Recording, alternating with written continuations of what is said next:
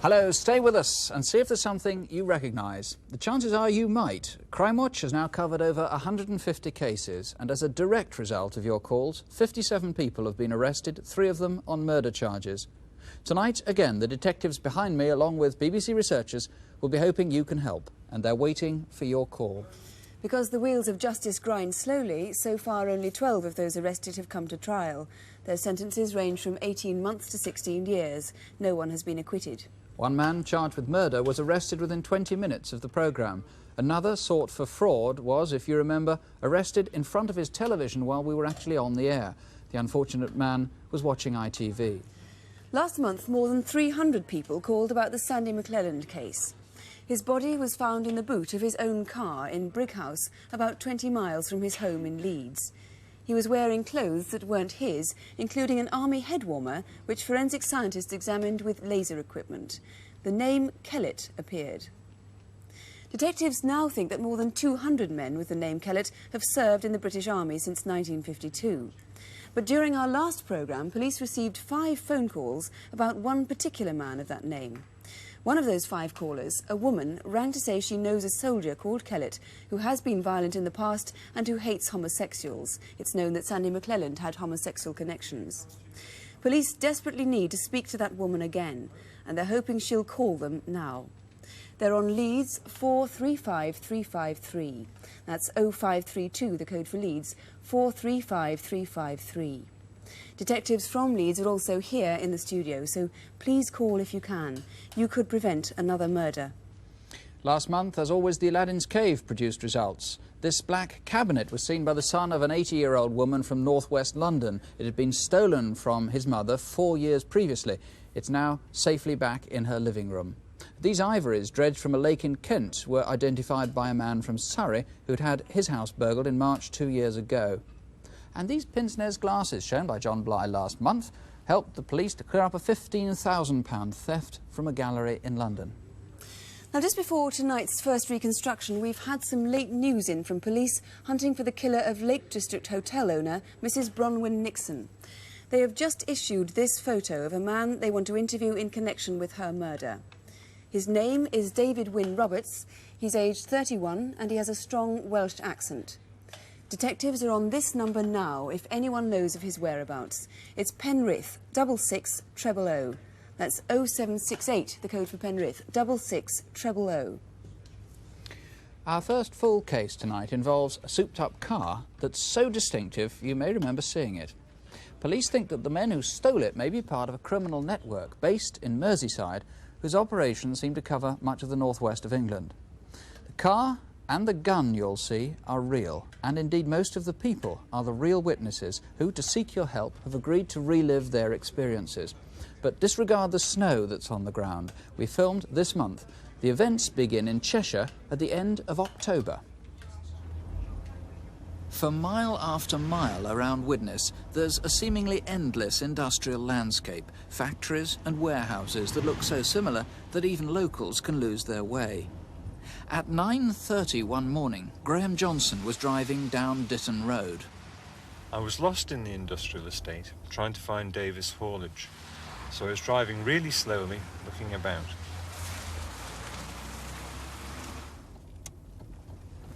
There didn't seem to be anyone following me. I'd have noticed anybody strange, which is important because of what happened next.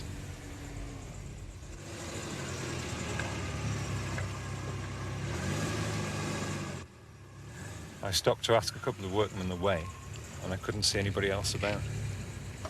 Excuse me, mate, could you tell me where George Davis is, please? You what? George Davis.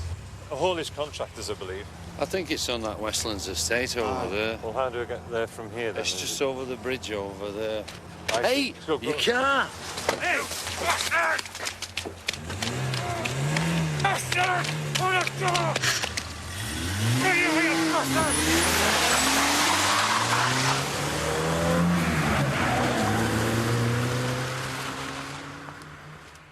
That was October the 30th in Widnes.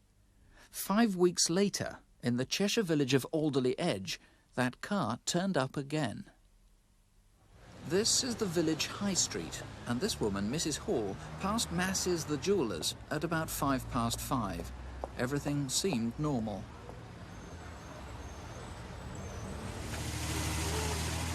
Five minutes later, elsewhere in the village, that stolen white car was noticed by another woman. She saw it reversing into a row of disused garages.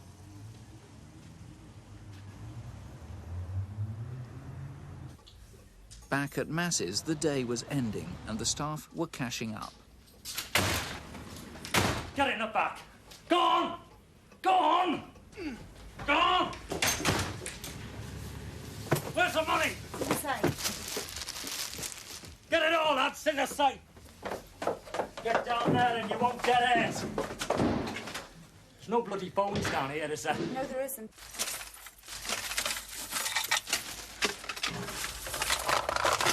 Outside, no one noticed. Mrs. Hall passed Massey's again at 5:15, but nothing seemed unusual.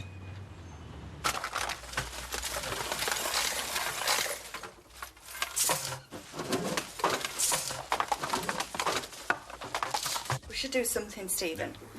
Went to the car.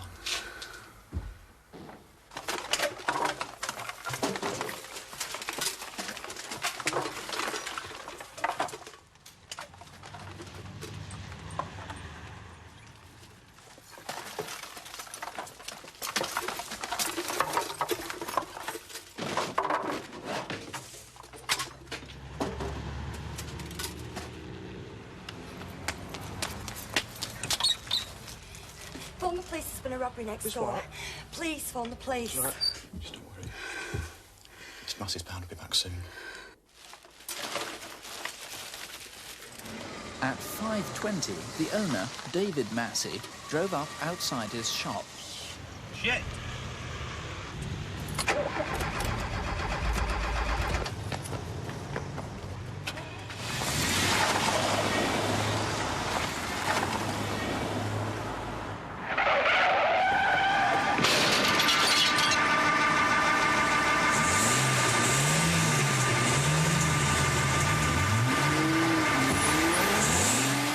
In charge of the investigation is Detective Chief Inspector Lawrence Mellor. This car, which seems to be the key to the whole thing, it's very, very rare, very distinctive. Yes, there are only 82 cars of this type which have been produced and sold in the United Kingdom, and they have been customised by Aston Martin. There are only 5 white Tickford Capris in the northwest of England. Now, a lot of Capris, of course, get tarted up by their owners one way or another, but this one is very special, very expensive. It actually says Tickford on the back. What are the other features people might remember? Various mouldings have been added to the basic body shape. The rear spoiler is larger than normal. That's this piece. Yes. And it's got skirting, of course, all the way around and along the sides as well, hasn't it? It goes very deep and sculpted. Yes, and a wraparound rear bumper. And what about the front? The front is quite distinctive. The grille has been changed and is now very flat, and once again the front bumper has a wraparound effect. Now, what makes you so convinced, though this car was stolen from Merseyside, that this is a Merseyside operation? We know that the car was stolen from Widnes and how far it had travelled. We estimate that 2 journeys had been made to Alderley Edge, probably via the M6, M62 and M56, which links Merseyside with Cheshire. We also know that the man with the shotgun spoke with a Liverpool accent, and that on the day Mr Johnson's car was stolen, his credit cards were used at a Macro store in Kirby. And finally, 5 days after the robbery, some of the stolen jewellery boxes were found floating in a reservoir at Huyton. When the car was stolen, viewers might not have seen it because it all happened very quickly. 2 men were involved. One leapt into the car, the other couldn't get into the car and ran off. We've got a description of that man. What is it? 2 of the witnesses have described him as being 17 to 18 years of age, 5'6" to 5'8" tall, slim build, with short, dark, brown hair, and he was wearing jeans and a green bomber jacket. Of course, whether it was the people who stole the car or someone else, we don't know, but this is what they were carrying when they went in to the jeweller's shop. Pretty frightening looking thing. What do we know about it? It's an Argyle 12-bore single-barrel sawn-off shotgun. We know that a Mrs C. Coquet of Bolton purchased the gun on the 6th of December 1966 from Kay's catalogue. She sold it to a man who at that time was employed by Britallion Castings of Smith Hill, Bolton. So far we've been unable to trace that man, and we would like him to come forward, as we believe he may have vital information as to how the gun came to be in the hands of the robbers. Frightening, Were they all that dangerous, these robbers? Extremely dangerous. When the gun was recovered from where it had been hidden near to where the car had been abandoned, it was loaded with one of these. I take the view that people who carry loaded firearms are extremely dangerous. There is a reward, I know, that's been put up by David Massey, the jeweller. What is the reward, and explain it? The reward is of up to £4,000, and as you say, a substantial part of that has been provided by Mr. Massey. He, like us, is obviously anxious that these people should be arrested. Right, there are dangerous people there, and there's a reward. The number to ring, 01811 8055, or if you prefer, you can ring police in Macclesfield direct. The number there, 0625 348 54. That's Macclesfield 34854. Well, now to our incident desk. Crimes from around the country which your calls might help to solve. Tonight, police need your help with the mystery of a body washed up on a Scottish island. A sex attacker who's struck at least 6 times in 6 months. A Somerset burglary which led to a London auction room. A motorway hitchhiker who raped a young girl. And an armed raid carried out by some well-dressed robbers. Here are Police Constable Helen Phelps and Superintendent David Hatcher. First on incident desk, that request from police north of the border. On November the 11th last year, a body was washed ashore on the Isle of Tyree, a few miles off the west coast of Scotland and 70 miles to the north of Ireland. For the past 10 weeks, forensic scientists have been trying to identify it, and they've now been able to establish 3 basic facts. It was a woman aged about 60, she was 5 foot 4 inches tall, and her body had been in the water for about 6 months. And there are other clues to her identity. These red patterned socks belonged to the woman, and she was wearing black boots with elasticated sides. We need to know if anybody recognises them or knows where they were made. Most importantly, if you've any idea who the woman might be, please call us. Next, a break-in at a country house near Taunton in Somerset 7 weeks ago. The house belongs to Sir Edward Decan, MP for the area. Over £11,000 worth of silver and china was taken, including 8 gold-coloured Easter eggs, like these, by the designer Stuart Devlin. The day after the burglary, December the 12th, some of that property turned up for valuation at Sotheby's in New Bond Street, London, and the woman who bought it in was videoed by the firm's cameras. She was wearing a blue anorak and a top and trousers in vivid pink. She had light brown hair, was about 5 foot 8 inches tall, and aged 28 to 35 years old. If you recognise her or know anything about the burglary, ring us now. For over a month now, police in Humberside have been hunting a man who raped a 62-year-old woman. And their inquiries have uncovered a series of sex attacks. They've all happened in Cottingham, a village on the outskirts of Hull, which for most of the year is home to thousands of university students. A number of indecent assaults dating back to last summer began when a young man assaulted a woman in Station Yard. Several days later, on September the 10th, he struck again in Willoughby Low Road, and exactly a week after that, he followed a woman into Endyke Lane, asked her directions, and then assaulted her. On the 10th of October, he attacked again outside Castle Hill Hospital, and 12 days later, in Thwaite Street, he stopped a woman by asking for the time and assaulted her. But the most serious attack, the rape, took place at the victim's own home. She'd caught the last bus from Hull to Cottingham on the night of Friday the 6th of December. As she got off at her stop opposite the railway pub on Thwaite Street, a young man approached her. Got the time? About 11:30. She was disturbed because 3 weeks before, the same man had done exactly the same thing. So she waited until he'd gone and then walked home. 2 hours later, she was attacked there and raped. Although the woman can't be certain it was the man at the bus stop, we're still anxious to trace him. He was in his 20s, about 5 foot 8 inches tall with short brown hair. If you've any idea who he might be, you can ring us here in absolute confidence. Next, the hunt for a rapist who struck at the other end of the country. The attack was in Kent, but over the past few days, police inquiries have gone nationwide. It happened just off the A228 at Horling, near Rochester. The area is well known locally because of the unusual bright blue lake, which is part of the cement works. A 14-year-old girl was walking home from school at about 20 to 5 on Wednesday, the 8th of January. As usual, she left Horling railway station and crossed the main road here. It was as she walked along that footpath that a man ran up behind her and raped her.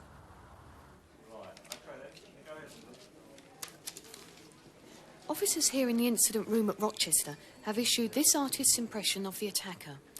He's in his early 20s, about 5'9", with very short hair and a stubbly beard. He was wearing heavy-duty boots, combat trousers, and a light blue jumper with white patches on the shoulders. 69436. Right. OK, much obliged to you. Now, there were two sightings of a man dressed like that on the A228 between 4:30 and 5 p.m. The first was here on the roundabout, where a man was seen trying to thumb a lift. The next was by a motorist. Just as he came up to the roundabout, he had to brake sharply. This stretch of the A228 is a new link between the M2 and the M20, and the man may have been hitching a lift towards one of these motorways. Did you give a lift to a man wearing combat gear on that day, Wednesday, the 8th of January? If you did, or if you have any idea who he might be, please ring us. Still in Kent, we're looking for some armed robbers with an expensive taste in clothes and getaway cars who made a fruitless visit to Tunbridge Wells last month. Security guards were making a delivery to Barclays Bank in St John's Road when a stolen blue Mercedes drew up. Two armed men threatened the guards and made off with about £30,000 in cash. But on the way out of town, the robbers panicked because when they abandoned the Mercedes, they left behind their clothes, their guns and all the money. One of them must be a particularly snappy dresser because he left us this silk jacket. It's one of only 6 still in this country, and they're designed by Giorgio Armani and cost nearly £400 each. If you know whose it is or recognise anything else on our incident desk, ring us now. The number to ring, as always, 01811 8055. That's 01811 8055. Last September, 4 missing children dominated the headlines. One of them was Leonie Keating, and you may remember we featured the hunt for her killer on our October programme. The bodies of Leonie and 2 other children were found soon after they went missing, and arrests were made. But there was no trace of the 4th child, 6-year-old Barry Lewis from South London. His whereabouts remained a mystery for 3 months, until December, when his body was discovered in a field in Essex. Tonight, police are disclosing new evidence about the case in the hope that you might help catch Barry's killer. Our reconstruction begins in London at the market close to where he lived. Sunday morning, 15th of September, at East Street Market in Walworth. The stalls were busy with shoppers as usual. Just 200 yards away from the end of the market, at the junction with Dawes Street, Barry was staying temporarily at the house of friends, the Leightons, while his mother was waiting for rehousing by the council. That day, Barry had lunch at the house with Denise Leighton and her children before going out to play with 7-year-old Jackie. Are you coming out to play? Yes. Where are you going?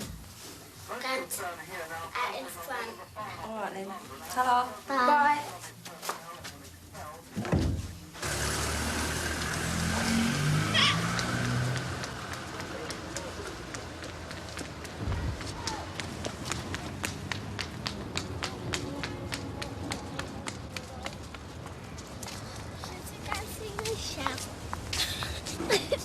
Barry and Jackie went down East Street to Trafalgar House in Bronte Close to play with their friend Michelle.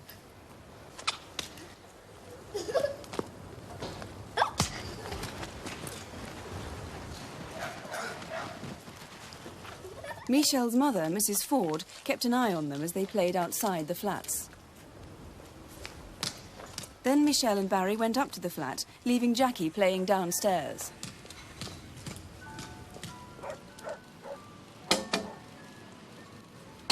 Get down from there before you break your neck.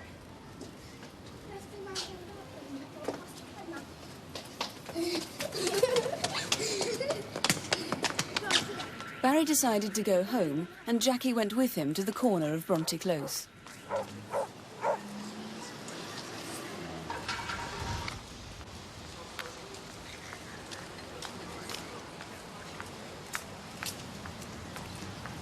All right, see you later. I'm going home now.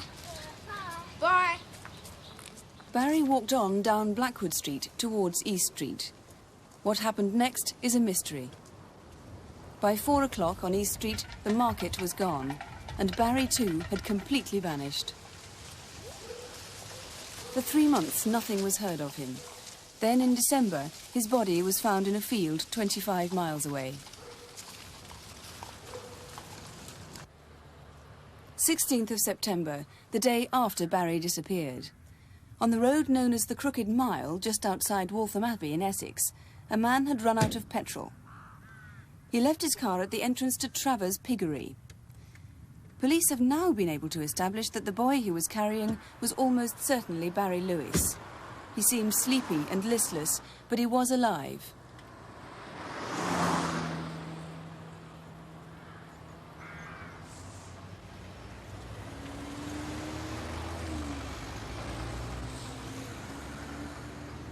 The nearest garage, Abbey petrol station, was 3 miles down the road.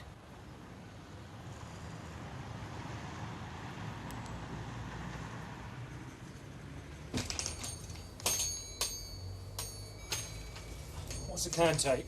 About £2 worth. Right, I'll pay for it now. Thank you. Run out of petrol? Yeah, up a Crooked Mile.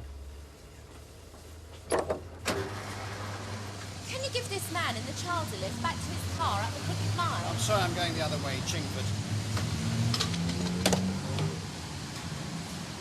There should be somebody who'll take you. It's okay. I'll get there. The man walked a few hundred yards up the Crooked Mile and stood hitchhiking at a junction opposite Lee Valley Nurseries. Seeing the boy and the petrol can, a local man on his way home stopped to help. Can I give you a lift? Yeah, please. Where's your car? It's in the entrance to a farm, just up the road on the right. Would it be better to put the child on the back seat? Nah, you'll be all right here.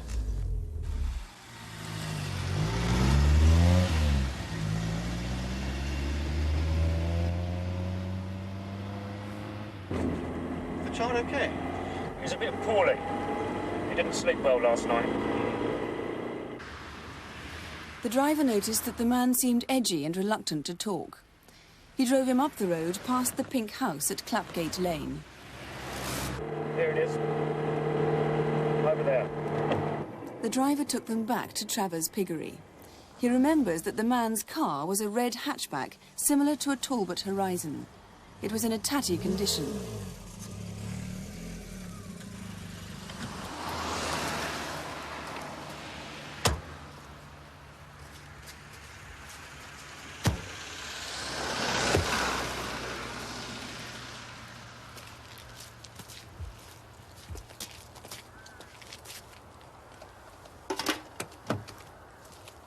They managed now? Yeah, it's okay. I'll be all right now.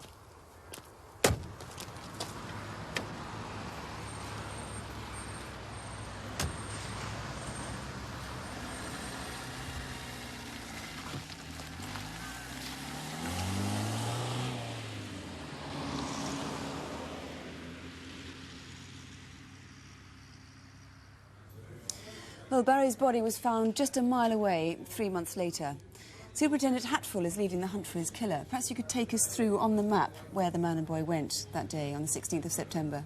Yes, the garage is in the centre of Waltham Abbey and is approximately 3 miles away from where the red car was parked and about 1.5 miles away from where the boy's body was eventually found.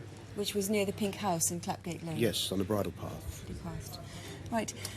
The car seemed fairly distinctive. Do you think he might be still driving that car? There's a possibility he may still have it. It was a red hatchback car, most probably a Talbot Horizon, described as about 5 to 7 years of age and in a fairly tatty condition.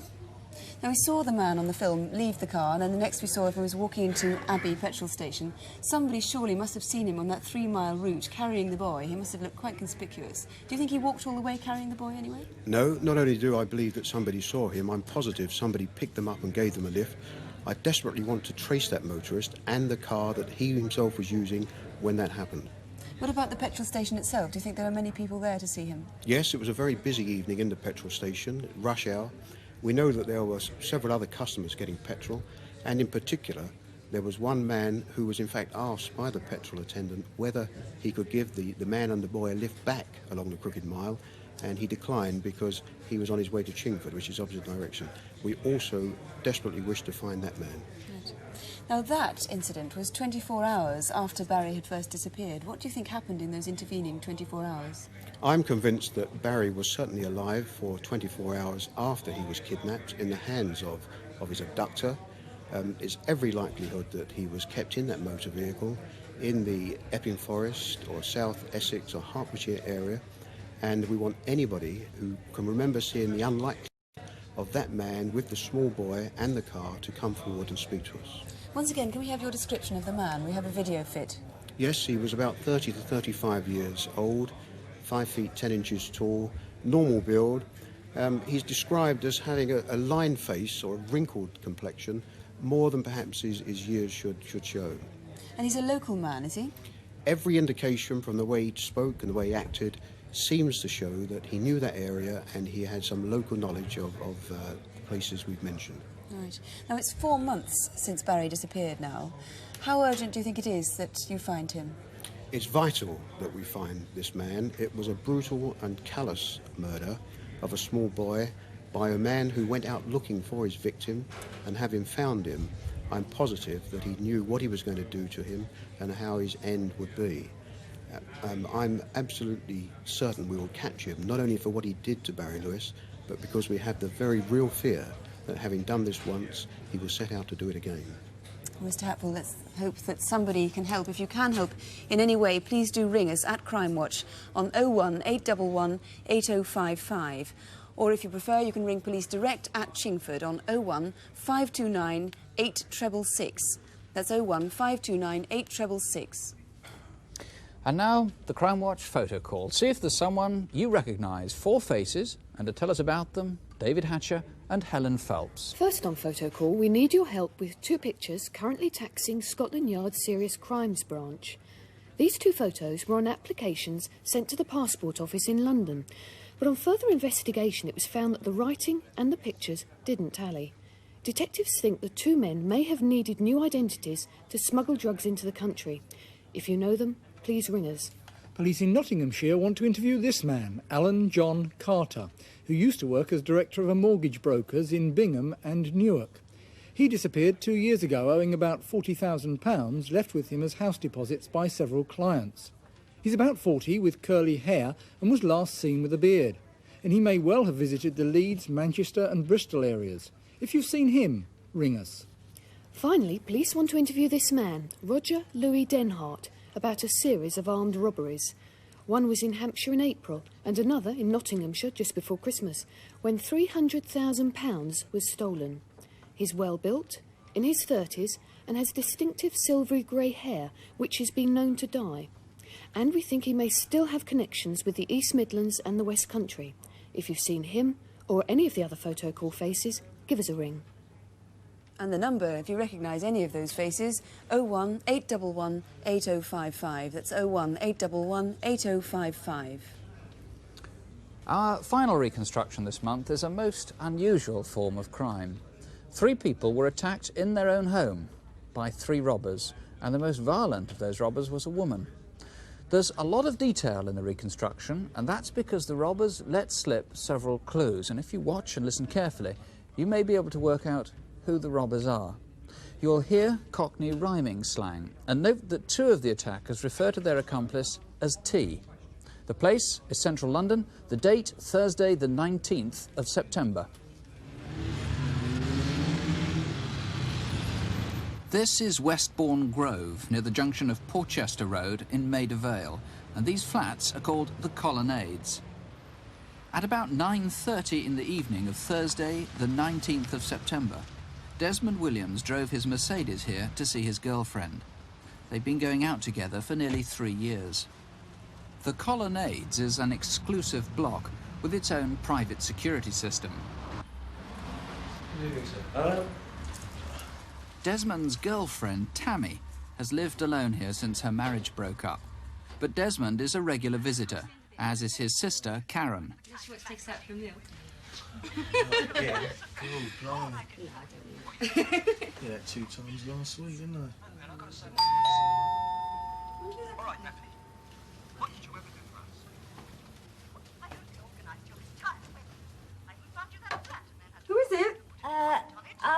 could help. Right, shut up! Now get in there. Come on, move it. Right, you lot. On the floor, shut up and no one gets up. Come on, move it! Right, hands behind your backs. Who's got the cuffs? Here. Right, now listen, one peep out of you bastard, and one of the girls gets it, OK? Oh, please, don't shoot. Take what you want. You little slag. Where's the jewellery and the furs? Got nothing like that. You lying bitch. Go on, give it Look, to her. cool it. Now, look, come on, move them into the other room. Right, up to Daisy, Tammy. That is your name, isn't it? Tammy. Move out. Oh, come on, you filthy little bitches. Move her out. Gently does it. Don't worry, babes. We ain't gonna hurt you. I'll tell you what, mate. You ain't got very nice friends, have you? You were set up. What about the keys to your Merc, eh? It's not here. Oh, no?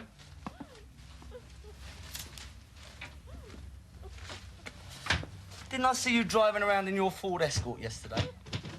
Well, that ain't a flash, is it, eh? It's a pity. I could do with a new motor. Well, you got that Peter open yet, or what? As the gang ransacked the flat, the woman let a nickname slip. Go on, Teddy, door. No need to get excited. Where's the safe then, love? It's in this cupboard, you tricky slut. What are the numbers? Messy, and we'll cut your pretty Tell face. us the numbers then, darling, and you won't get hurt. Okay, what else you got in here then? It's 36 to the left, and 12 to the right. 3 to the left. No, sorry. 17 to the left. 3 to the right. Shit! She's doing it on purpose. No! Make her do it herself. Wait, I'll do it. Wait. I can't do with these things on. Shut up and just do it. I can't get it. Hang on. Okay. I tell you, my friends wouldn't have set me up like that. We'd have hit you sooner, had you not gone away to Mummy's for the weekend. Right, in the bathroom. I can't walk. No? Well, crawl then! Come on, move it, Willis. That is your name, isn't it? Get going. Who set us up? Yeah, wouldn't you like to know that? Who set us up? Move it, will ya? Come on. In there. Come on, move it. Okay. Come on, get... It's okay. It's okay. Where's the furs then? You're in the other bedroom. That's it. You got the Tom? Yeah. I'll get the coats. Right, get the case for us. Over the next 20 minutes, the robbers helped themselves to everything, including Tammy's gold watch. And these rings, huh? Oh. And that. Oh. All right, what have you got here then? No. Here's the silk socks. I don't know what you mean. The only cash I've got is in my bag in the front room. Okay, then. Not darling. You get him in the bathroom, I'll get the bag. Oh, move you. Up and out and in there. Come on, move.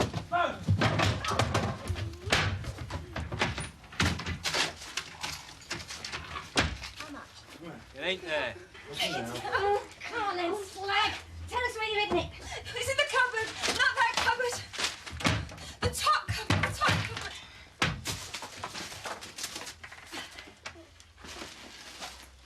Come on.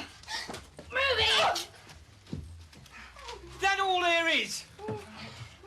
Grab the case and let's go. Right. Don't move a muscle. If I hear one word out there, one of the girls gets it, OK? Right.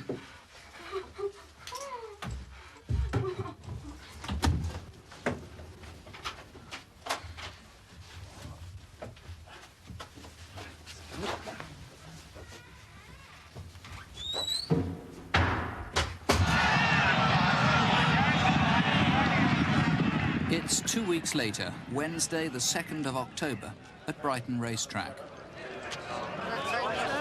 I'll take a little bit of pay. Anthony Cooley is a bookie who works on the rails and is used to handling punters who have lots of cash. According to his statement, a couple approached him at about 5 o'clock. He says the woman was smartly dressed and in her 30s, and she was with a man often seen at the races known as Charlie. They showed him a Piaget watch and asked if he would like to buy it. The man took it from her wrist and let Mr. Cooley keep it for a day or two to show his wife. That watch was the one stolen 2 weeks before. Maybe in that fortnight you were offered a Piaget. If so, you may hold the key to an armed and violent robbery. This is that Piaget. The fortnight we're talking about is from the 19th of September last year. Inspector Chris Walker is the man who's trying to find the robbers.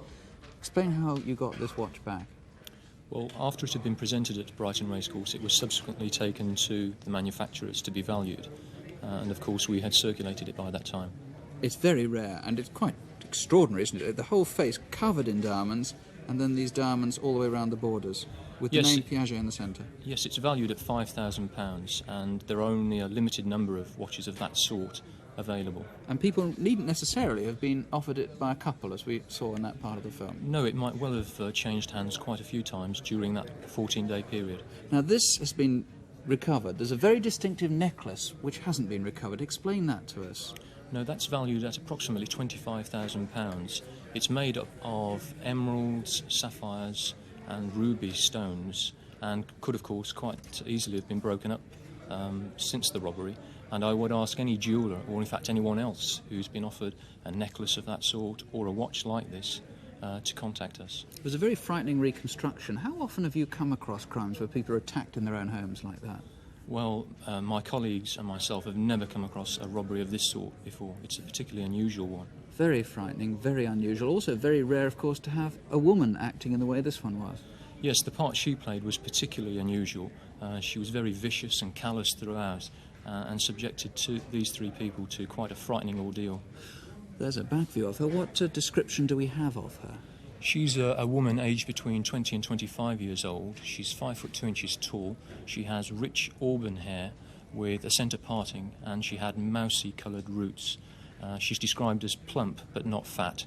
She called someone darling. She also used the nickname T, and there was a lot of banter in Cockney rhyming slang, talking about a Peter instead of a safe, silk socks for rocks or jewellery, Tom for jewellery, yes. Some tomfoolery. Are you fooled by this? Do you think this is real? Were these real Cockney rhyming slang users, or was this put on?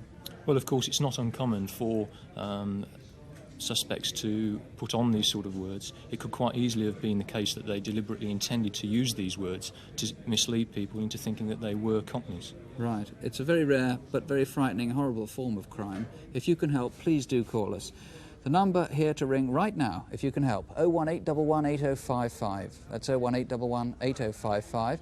You can, if you prefer, ring Police Direct at Paddington Green Police Station. That's on 01725 4171. 725 4171. And that and all our other numbers are on CFAX, page 186 if you have that. So is our address, Crimewatch UK, BBC Television Centre, London W12 8QT. Our next Crime Watch is on the last Thursday of next month, but we're back, of course, with the Crime Watch update at 11:30. Of course, the lines here in the studio are open until midnight, and we'll be waiting for your call. Finally, before we go, remember the picture we showed you earlier of the man police want to talk to about the murder of Bronwyn Nixon, the Lake District hotelier. If anyone knows the whereabouts of this man, David Wynne Roberts, please phone police in Penrith. That's 0768 66 000 0768 66 000. And as always, bear in mind, crime is rarer than people think. Statistically, a British citizen could live for 500 years before he or she is likely to be robbed once. And ironically, those who fear crime most, the old, are actually safer than the rest of us. So please don't have nightmares, despite what we've shown you tonight. Do sleep well. Good night. Good night.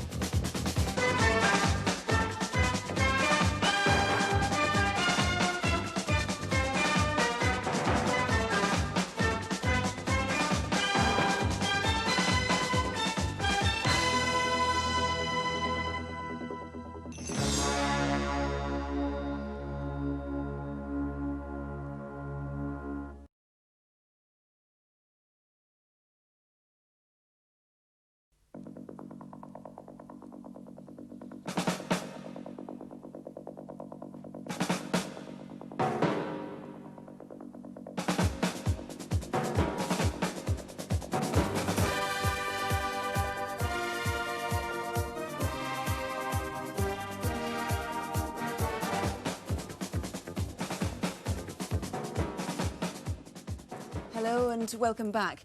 The Crimewatch lines are still open, 01 811 8055, and for the past 90 minutes detectives here and police up and down the country have been working on your calls. Earlier we asked if you'd seen a most unusual car. This is it, and if so, you could help detectives root out a network of criminals based in Merseyside. The car was stolen in Widnes at the end of October and was used 5 weeks later in an armed robbery at a jeweller's in Alderley Edge. Get it in the back.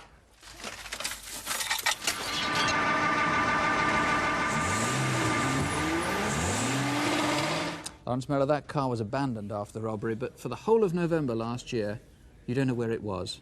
No, we have had several telephone calls, both here and in Macclesfield, giving information about sightings of that car. But bearing in mind that it was missing during that period, I feel that it may well have been stored in a lock-up garage. Right, it's a white Tickford Capri. It's in Merseyside, somewhere around November. Yes. That's what we want to find.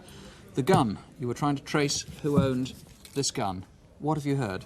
We've had two telephone calls suggesting that, one, that a Mr Kenneth Gildert of Bolton may well have purchased the gun, or a Mr Ray Hodgkinson, also of Bolton, that may have purchased the gun. Both of these men were employed by Britannian Castings. Right. There's a number 9846. I don't know if that means anything to them. Obviously, you don't associate them with the actual robbery. No, not at all. You just want them to call in. We haven't seen this before. What's this? It's a 9-carat gold Albert chain, which has been made into a lady's necklace. And this is what, a replica of something stolen? It's identical to one stolen during the robbery, yes. Right. These are very dangerous people. If you can help, please do. Call in, the lines are still open. Well, now to the incident desk and our photo call appeal. We've had something like 200 calls for these so far. With the developments, here are David Hatcher and Helen Phelps. David, first of all, the case of the rape in Horling in Kent. You were looking for a man in combat gear. Yes, we had a big response. Over 50 calls, in fact, including a couple of possible identification of workmen in the area at the time. What we're really after, though, is somebody who gave this man a lift. If you think you gave him a lift on the 8th of January this year, that's a Wednesday, please call us, or if you think you know who he is, call us. Right. And there was a sex attacker in Humberside who struck at least 6 times in the past 6 months. Any news on him? Yes, that's right. He raped a 62, or we think that this man may be connected with the rape of a 62-year-old woman. We've had another call from another witness who thinks that she was watched by somebody fitting this description as well. So again, if you know anybody who fits that photo fit, please call us. Right. Now, Helen, just as we went on air earlier this evening, police issued a photo of the man they want to interview in connection with the murder of Mrs Bronwyn Nixon in the Lake District. Yes, that's right. Police were anxious to trace David Wynne Roberts. And I am pleased to say that a person has been arrested in London and will be conveyed to Cumbria and interviewed in connection with this murder. Right, so that is good news. What about the other photos we were showing earlier on of people who police want to talk to? Yes, there were 2 pictures that were received at the London Passport Office. The one on the left, the man on the left, prompted a good response. Man on the right, we're still in the dark about him. So, plead for calls on that man. Anybody know that man? Right, thank you very much. Now, earlier we showed you this Piaget watch. It's worth about £5,000, studded as it is with diamonds. Detectives appealed for your help to catch an armed gang made up of 2 men and a woman who stole it. Armed with a shotgun, they attacked 3 people in a London flat back in September. I wonder if you could help. Right, shut up! Now get in there. Come on, move it. Right. Please, don't shoot. Take what you want. You little slag. Terrifying gang, led it seems, or at least comprising a woman. What have you heard? How many calls have you had? Well, we've had 30 calls in all this evening, the majority at Paddington Green Police Station, some suggesting the identity of a man they know as T, some suggesting a possible identity for this woman. But I'm sure there must be someone watching this programme tonight who knows the identity of that woman. If we're to prevent this sort of robbery happening again, and I would remind people of the violent nature of this robbery, we really do need their help. And, of course, firearms were used. Description of the woman again, she's quite short, 5'2". What else do we know? She is of plump rather than fat build. She has rich auburn hair with a centre parting, and that's about all we know of her at this time. All right, obviously people can ring here and talk to you in absolute confidence. Of course, I would invite, in fact, urge anyone that knows the identity of that woman to call in, and I will speak to them personally. Inspector Walker, thank you. And finally, the murder of 6-year-old Barry Lewis. Barry was from South London and went missing on September the 15th last year. The day after, police think Barry and his killer may have been seen near Waltham Abbey in Essex. Can I give you a lift? Yeah, please. Is the child okay? He's a bit poorly. He didn't sleep well last night. Well, Superintendent Hatfield, what kind of response have you had? We've had a first-class response so far, both here and at our incident room, and calls are still coming in. Perhaps we could have the description of that man once again. Yes, he's 30 to 35 years, about 5 feet 10 inches tall, medium build, with this slightly crinkly or lined face above the years of his age. Now, somebody must have given that man, carrying the boy and the petrol can as he was, the 3-mile stretch of the Crooked Mile up to the petrol station, and yet nobody's yet come forward to... That's right. We do want this man who picked the motorist who picked this man and boy up and gave them a lift to the garage to get in touch with us. We have had a call from a man who said he was in the garage when they were buying petrol, but we still want the man who gave them a lift down to the petrol station. So please do call us if you gave that man carrying the boy and the petrol can a lift on that day. Finally, you do feel it's absolutely vital to catch this man, don't you? Yes, I can sum that up very quickly by saying it is vital, very vital. Superintendent Hatfield, thank you very much. Let me remind you, we've had one arrest while we've been on the air. We haven't yet resolved the Sandy McClelland murder, but please, one caller, a woman, rang Leeds incident room. She rang off during the conversation. She mentioned a particular Mr. Kellett. Here's the number at Leeds. Please call again. If you prefer, you can call us here in London in complete confidence, and if you want, you can talk to a BBC researcher. You don't have to give your name. We just want the information. 01 811 8055. Please do ring again. The lines are closing at midnight, but we'll give you local police numbers in a moment. All the numbers are on CFAX, and if you can't get through, you can write to us. Crimewatch UK, BBC Television Centre, London W12 8QT. Thank you for watching. Thank you for calling if you did, and don't have nightmares. Please sleep well. And we'll be back, as always, in a month from now. Meanwhile, good night. Good night.